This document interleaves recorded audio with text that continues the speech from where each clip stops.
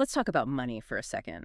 Just imagine a startup scenario. Okay. A scenario that sounds like an absolute fantasy draft. You've secured funding from, the titans of venture capital. The big names, Sand Hill Road. Exactly. You have a war chest of cash so deep you aren't even thinking about the burn rate yet.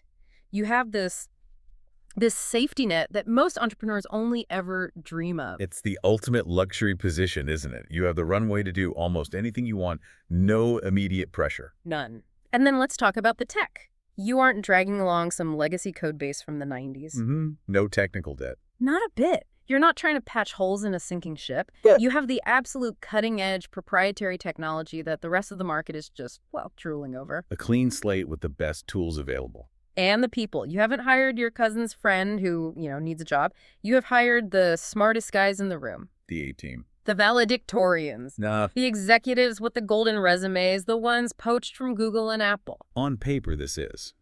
It's the unstoppable force.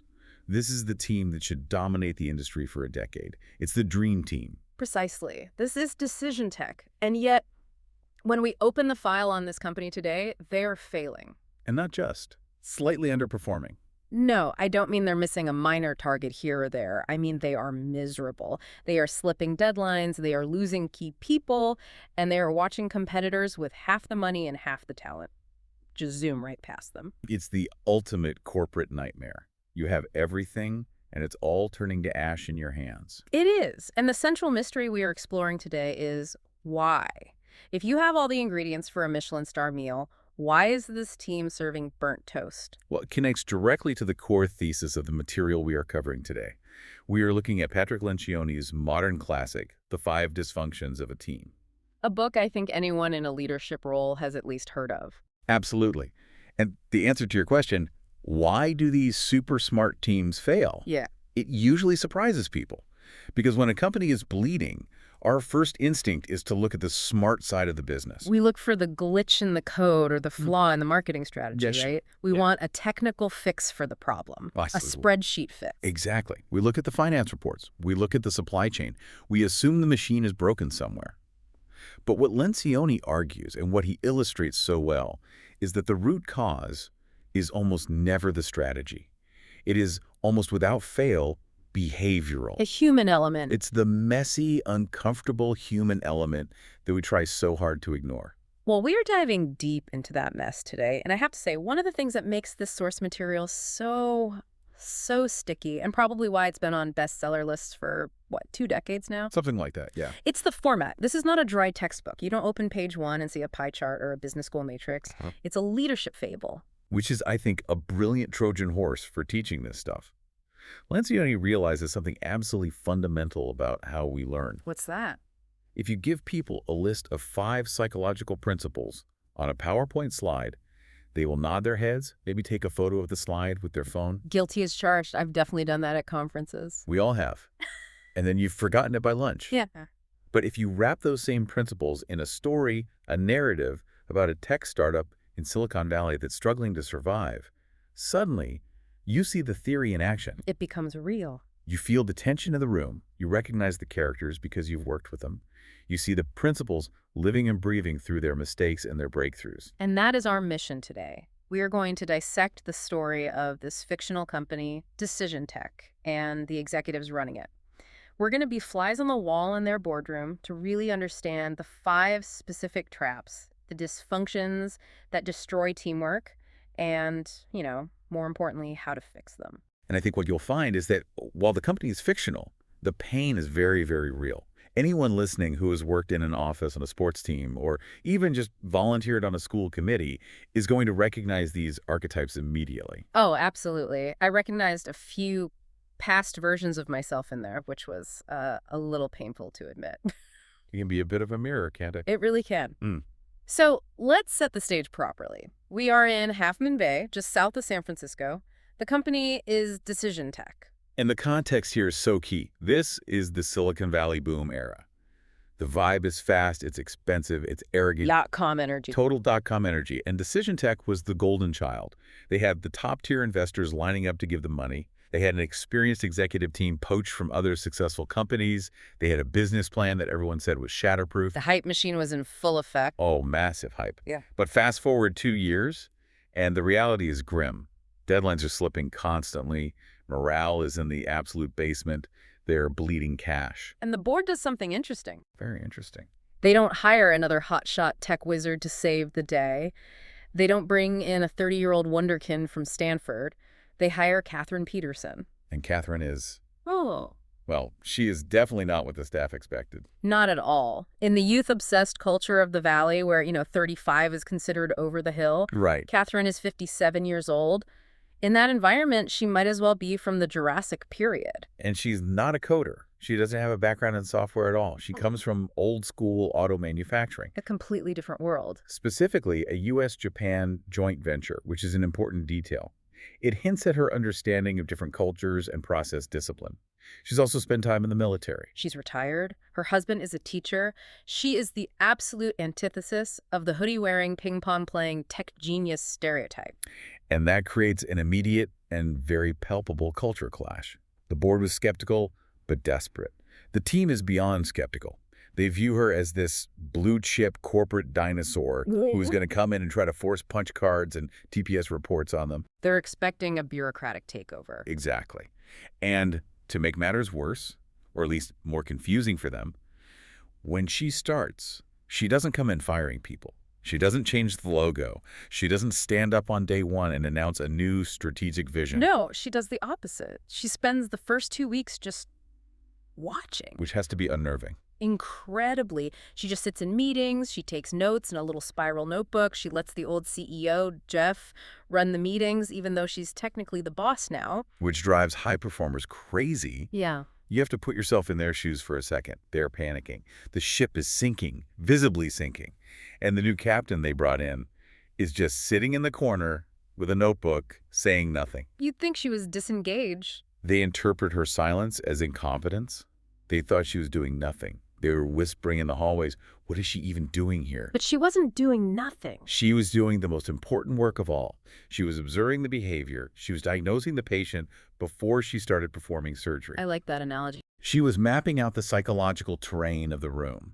If she had jumped in on day one with, okay, here is how we're going to fix the marketing plan, she would have been solving the wrong problem entirely. She would have been treating a symptom, not the disease. She was spotting the dysfunctions. And to really understand what she saw, we have to meet this cast of characters. And I want to walk through these because, as you said, these are archetypes we all know. You really do. Let's start with Jeff Shanley, the former CEO who stepped down to let Catherine take over. Right. Jeff is the nice guy. And I put that in quotes for a reason. It's not necessarily a compliment in this context. Not at all. He's a Democrat in the non-political sense of the word. He wants everyone to be heard. He wants consensus. He runs meetings like a student body president, a clear agenda, minutes, very orderly. But he's paralyzed by a fear of conflict. So he avoids any real debate. He avoids it at all costs. He stepped down because he knew, deep down, he couldn't wrangle this team of big personalities. But he stayed on for business development because he still wants the big payout from the acquisition he assumes is coming. So he's the artificial harmony guy. He values a pleasant meeting far more than a productive one. You've hit it exactly. Uh-huh. So we have Mikey. Oh, Mikey. Mikey, the head of marketing. We have all worked with a Mikey. We have. She is the genius with an attitude. She is, by all accounts, undeniably talented. Her brand-building reputation is stellar. But she rolls her eyes in meetings. She complains constantly and publicly about the other departments. She lacks basic social graces. She's the most unpopular person on the team by a mile, but she thinks she's untouchable because she's the talent. The classic brilliant jerk. The person whose performance is so good that leadership is afraid to confront their terrible behavior. Exactly. She believes her output justifies her behavior, and up until now, the company has agreed with her. Then there's Martin, the chief technologist. The disengaged intellectual. Right, he's the founder. He literally wrote the original code that the company is built on. He's arguably the smartest technical person in the room, and he knows it. And he acts like it. Oh, yeah. He has completely checked out of the business side of things. He brings his laptop to every single meeting and types away audibly while other people are talking. Yeah. He's sarcastic, and he only engages when something deeply technical comes up. Otherwise, he's just physically present, but mentally on another planet. Okay, then we have Nick, the COO. Nick is the frustrated ambitious. Hmm. He's a really interesting character. He moved his whole family across the country for this job, thinking he was going to be the CEO or at least be running the show. But he's not. He's not. He feels underutilized and sidelined. He's got this huge chip on his shoulder because his title is Chief Operating Officer. But his actual role feels small and ill-defined in the current chaos. He's bored. And a bored, ambitious executive is a very dangerous thing. They start making their own trouble. They find ways to fill the time. It's not always productive. And then rounding it out, we have JR in sales and then Jan and Carlos. Right. JR is interesting because he has a resume of never missing a sales number in his life until this job. But he's flaky. He doesn't follow through on commitments he makes to the other team members. And Jan, the CFO, and Carlos from support, they're the steady ones. The ones caught in the crossfire. They're the collateral damage of a dysfunctional team. They just want the drama to end so they can do their jobs. They represent the quiet majority in most broken companies. So that's the lineup. A nice guy who won't lead, a genius who bullies people, a founder who ignores everyone, and an ambitious COO who is just simmering with resentment. It's a powder keg. It really is. Yeah. So Catherine watches this mess for 2 weeks, and then she drops the hammer. She announces an offsite retreat. And the resistance is immediate and universal. They think, are you kidding me? We are losing money. We are behind schedule. And you want us to go drink wine in Napa for 2 days. They see it as a total waste of time. They see it as a distraction from the real work. They want to talk about product roadmaps and marketing spend. They don't want to talk about their feelings. But Catherine knows the real work is the team dynamics, so she drags them, kicking and screaming, to Napa. She does. Let's go to that retreat. It's 9:00 a.m. Everyone is there, a bit anxious, a bit resentful, except Martin. This is such a great little detail in the story. It's a power play. Everyone else is anxious. You know, they show up by 8:45, get their coffee. Martin strolls in at exactly 8:59 a.m. Not a minute early. Not a minute early. He doesn't apologize. He just sits down and opens his bag. It's a very subtle way of saying, I'm here because I have to be, but I'm playing by my own rules. This is your meeting, not mine. And Catherine starts the meeting with a very simple, very direct observation. She says, we have more cash, better technology, and more talented people than any of our competitors, but we are behind. Why? And the room just goes silent, dead silent. They look at Jeff, they look at the floor, they look everywhere but at each other. Because the answer is in the room. The answer is staring them in the face. It's them. It's their behavior.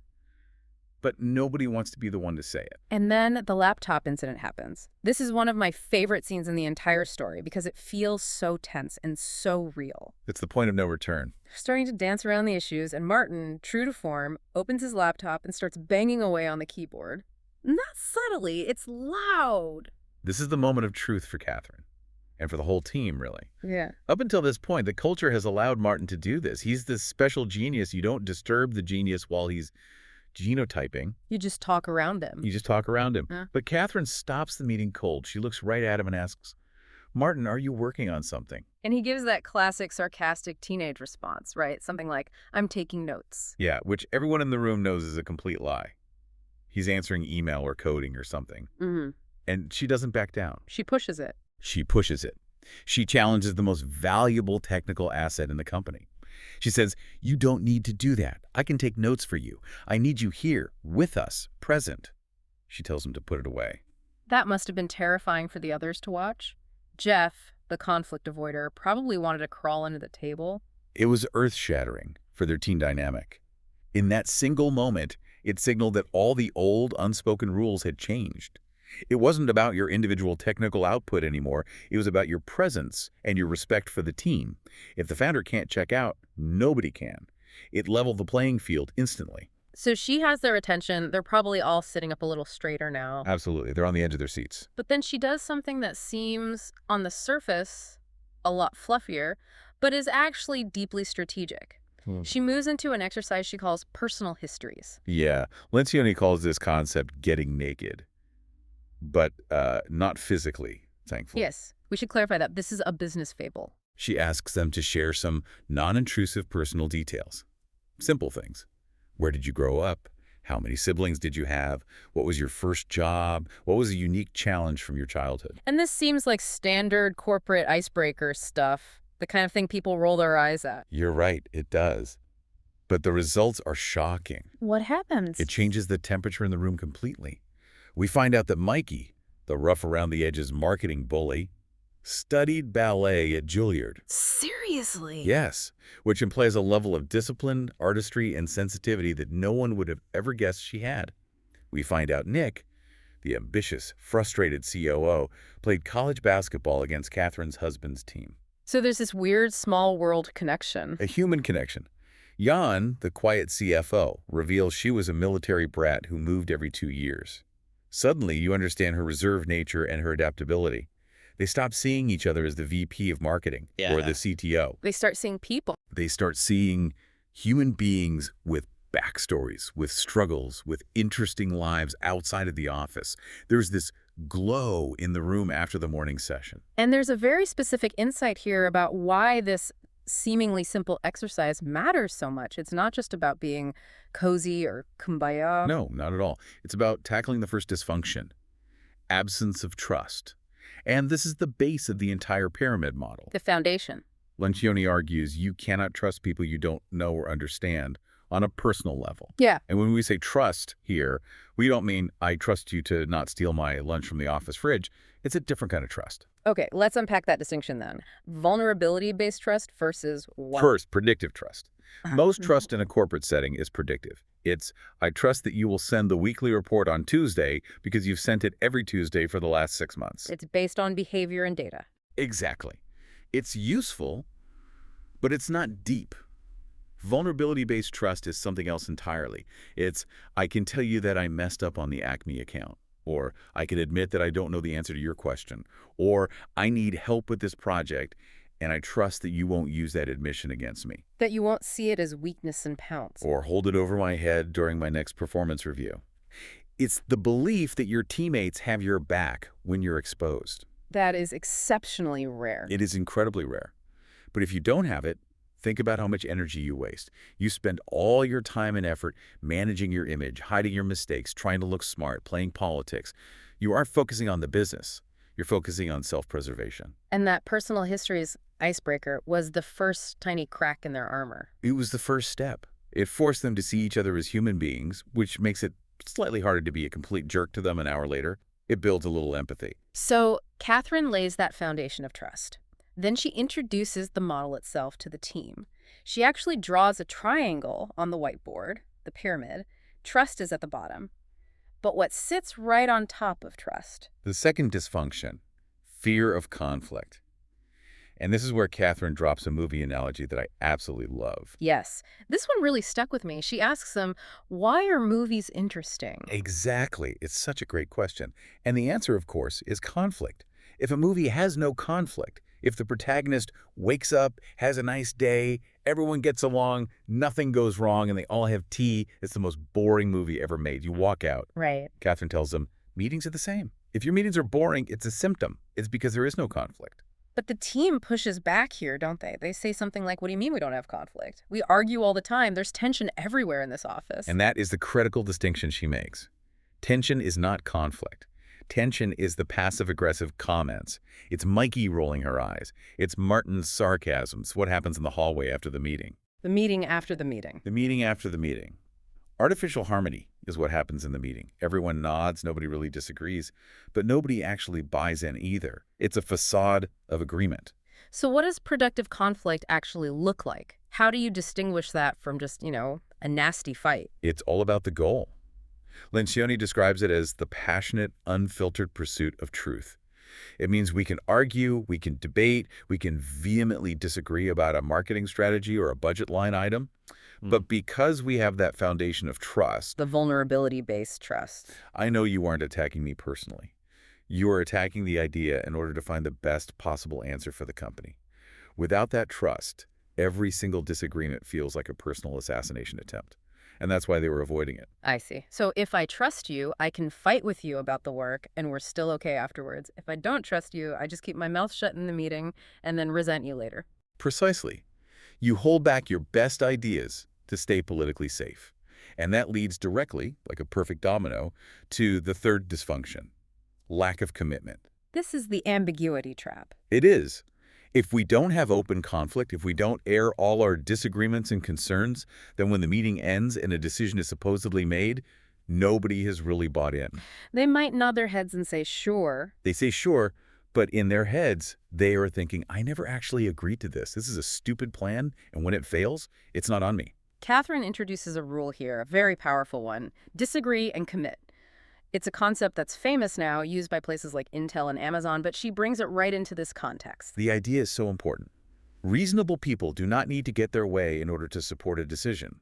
They just need to know that their point of view was heard and genuinely considered. They need to feel heard. That's it. If I can argue my point, and you listen to me, I mean, you really listen, and then you, as the leader, decide to go another way, I can get behind that.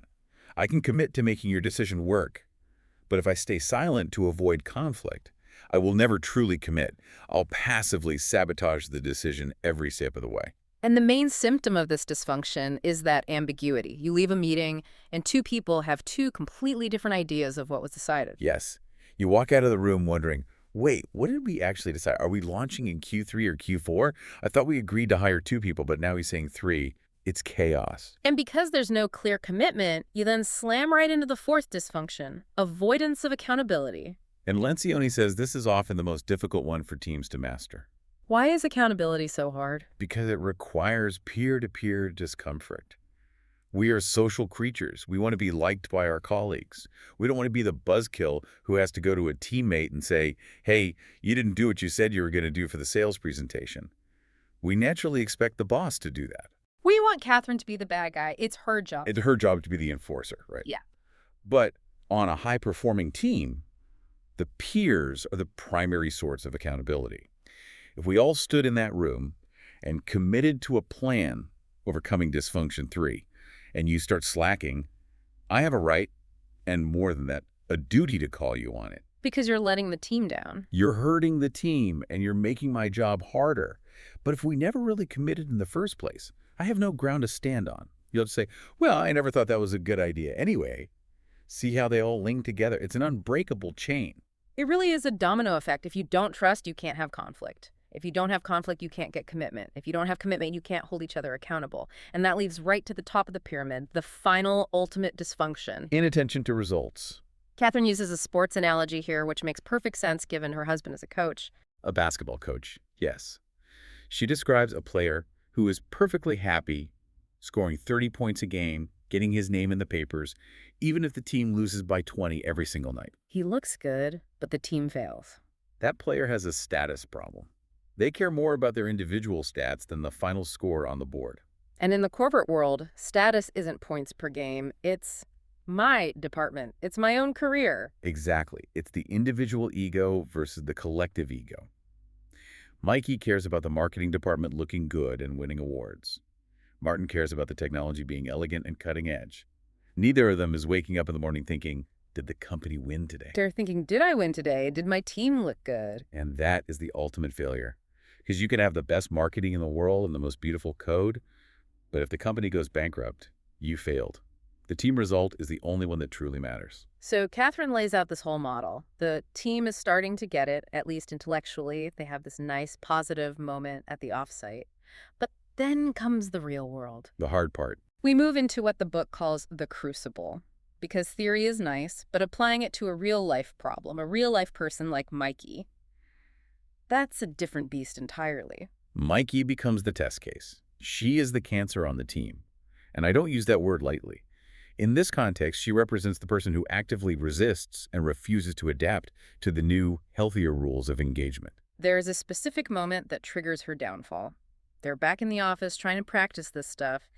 They are doing a vulnerability exercise, and Nick, the COO, shares a genuine weakness. And what does Mikey do? She rolls her eyes. Eh. Visibly. And then it gets worse. She calls him an arrogant SOB in front of everyone. Oof. That is a trust killer, a direct torpedo into the foundation they just started to build. It creates this immediate freeze in the room. In the old days, a month ago, everyone would have just looked away, pretended it didn't happen. Yeah. Jeff would have nervously changed the subject. But Catherine's there now. Catherine is there. And she realizes that if she lets this slide, everything she preached about trust and psychological safety is a complete lie.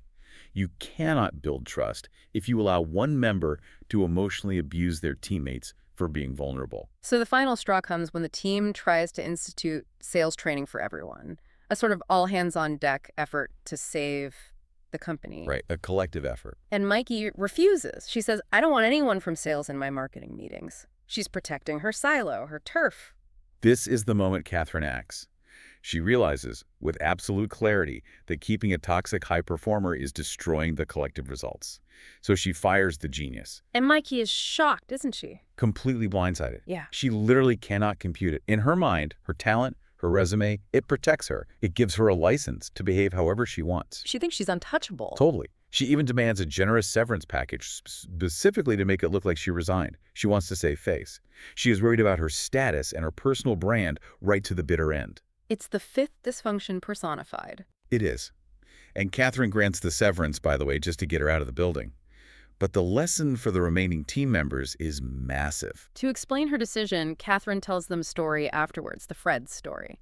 To explain maybe why she didn't act sooner, can you recount that?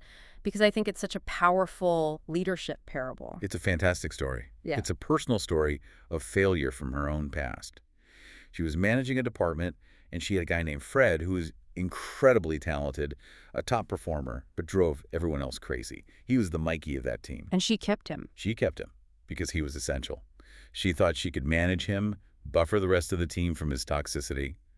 I'll handle Fred, she thought. You guys just do the work. That's the trap so many leaders fall into, right? It's the classic trap. But you can't contain toxicity. It leaks. It seeps into everything. The result was that 3 of her best, most reliable, good-natured analysts quit. They just walked away because they couldn't stand working with Fred anymore. And then what happened? Her department's performance collapsed. And because the department fell apart, Catherine got fired. Wow. So she was fired for protecting her brilliant jerk. Exactly. The lesson she learned and the lesson she shared so powerfully with the decision tech team is that tolerating bad behavior is a failure of leadership. By keeping the one toxic person, you are actively punishing all of your good people. You are signaling that individual results matter more than the team, more than respect, more than anything. That is such a powerful takeaway. We always worry about the cost of losing the star, but we rarely calculate the cost of the good people who are quietly updating their resumes because of that star. And notice what happens after Mikey leaves. The air clears almost immediately. But then JR, the head of sales, quits too. The flake. The flake. He sees the writing on the wall. Mikey's firing was a signal that accountability is real now, and he can't hide anymore. Yeah. He can't just miss his commitments and get away with it. So he bails. Now the team is down 2 executives. They're leaner, but as you said, they are cleaner. Much cleaner. But instead of panicking, the team does something amazing. They look at Nick. Remember, Nick is the COO who felt underutilized and frustrated.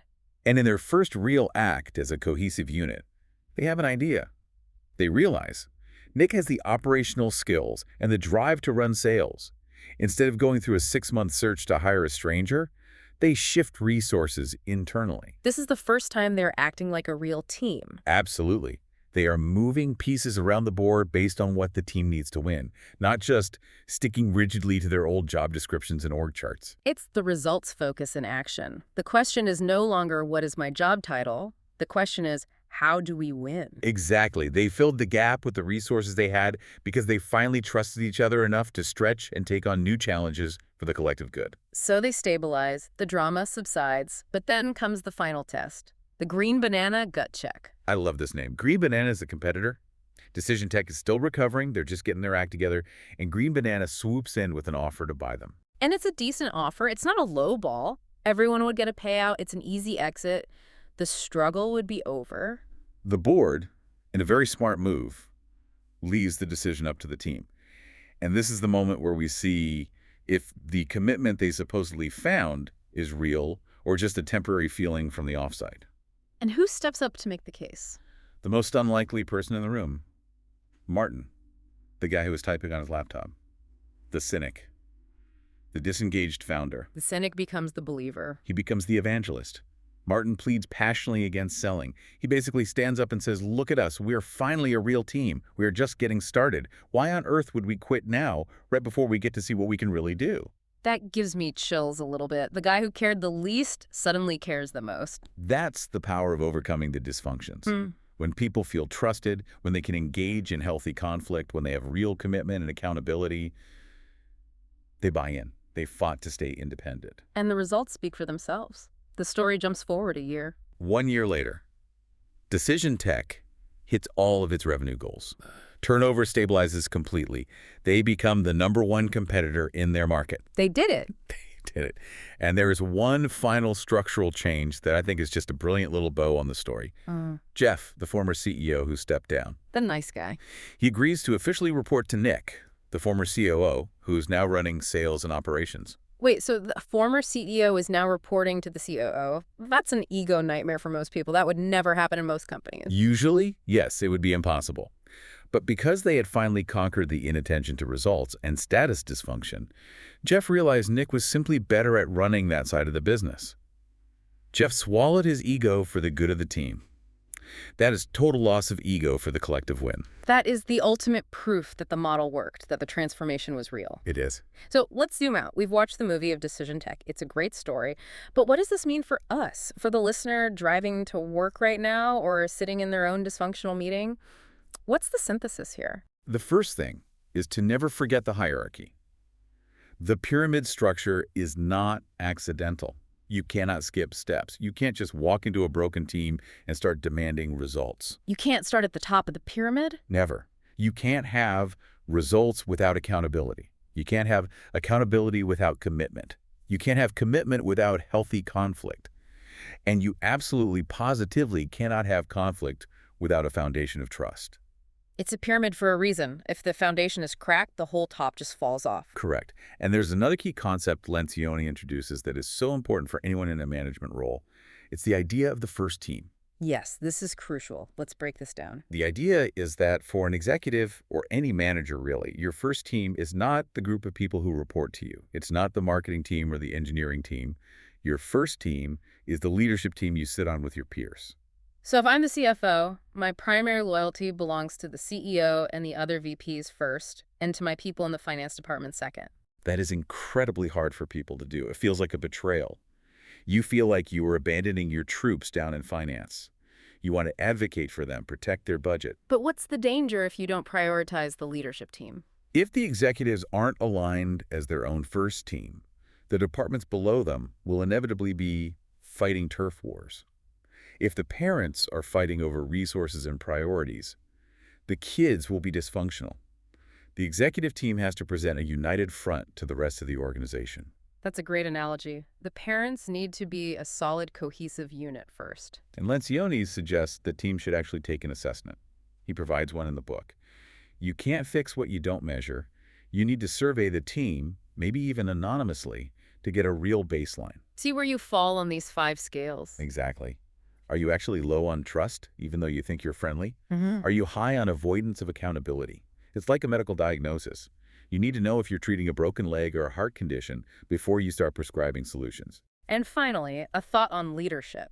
What Catherine did, it wasn't complicated. She didn't save this company with a new software algorithm or a complex financial model. No, not at all. She used psychology, she used persistence, and most importantly, she used courage. It takes real courage to stop a meeting and ask a brilliant jerk to put away their laptop. It takes courage to have a real heated debate. It takes courage to fire a top performer who is toxic. This isn't intellectually complex. A 10-year-old can understand the 5 dysfunctions. But doing it, actually living it. Doing it is emotional heavy lifting. It's messy. It's uncomfortable. It requires you to enter the danger of human interaction. And that's why so few teams actually do it. It's just so much easier to drift along in artificial harmony. So as we wrap up this deep dive into the 5 dysfunctions of a team, I think the final takeaway is this. Teamwork is not a soft skill. We often categorize it alongside being nice or having good manners. And that's a huge mistake. It is the ultimate competitive advantage. It's the one thing your competitors can't easily copy. If you can get a group of people to truly trust each other, fight for ideas, commit to decisions, hold each other accountable, and focus on the collective score, you can dominate any industry. It is rare because it is hard, not because it is a secret. So here is a provocative thought for you to chew on as you go about your day. Think about your own team. And it doesn't have to be your work team. It could be your family. It could be a sports team you coach, a volunteer group. Which of the 5 links in that chain is broken? Are you stuck in artificial harmony? Yeah. Are you avoiding tough conversations? Are you leaving meetings with that feeling of ambiguity, wondering what was really decided? Identify that one broken link and then ask yourself the harder question. Do you have the courage to be the Catherine in that room, to enter the danger zone and start the work of fixing it? Because the cost of silence is almost always mediocrity. Well said. Thanks for listening to The Deep Dive. We'll see you next time.